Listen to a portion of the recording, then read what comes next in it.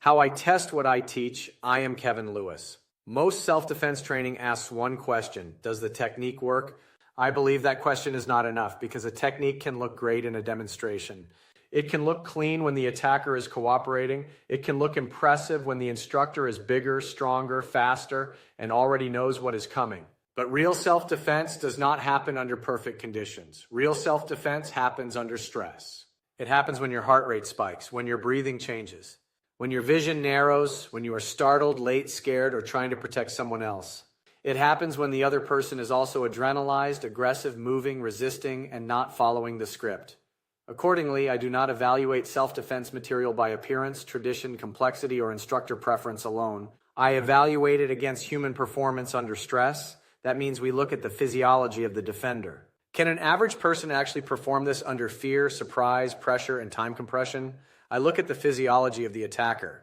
Does this technique assume the attacker feels pain and quits? Does it assume the attacker stops after one strike? Does it assume cooperation? Why do I ask these questions? Because pain may influence behavior, but structure changes behavior. I look at perception. Can the defender recognize the problem early enough? I look at decision-making under stress. Does the technique reduce decision load, or does it force the student to make too many choices too fast? I look at reaction time. Does this movement fit the time available, or does it require more time than the assault allows? I look at size and strength disparity. Can the smaller defender use this against the larger attacker? I look at the environment.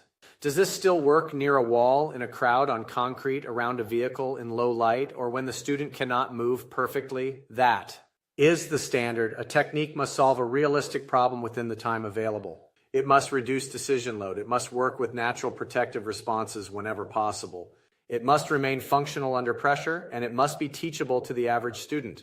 It cannot depend on attacker cooperation. It cannot depend only on pain compliance.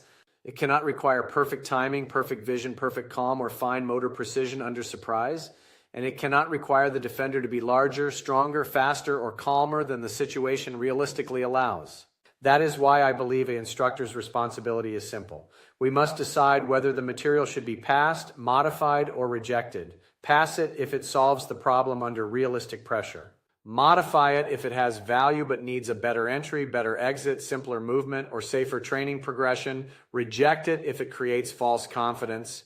Because the goal is not to preserve techniques. The goal is to preserve students. So the next time you see a self-defense technique online, do not ask only, does it work? Ask better questions. Under what conditions does it work? Against what kind of attacker?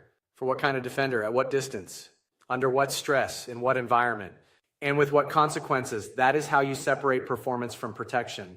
That is how you separate choreography from self-defense. And that is how we train.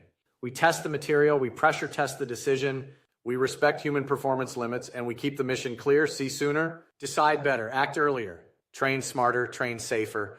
I challenge you to ask better questions. This is the way.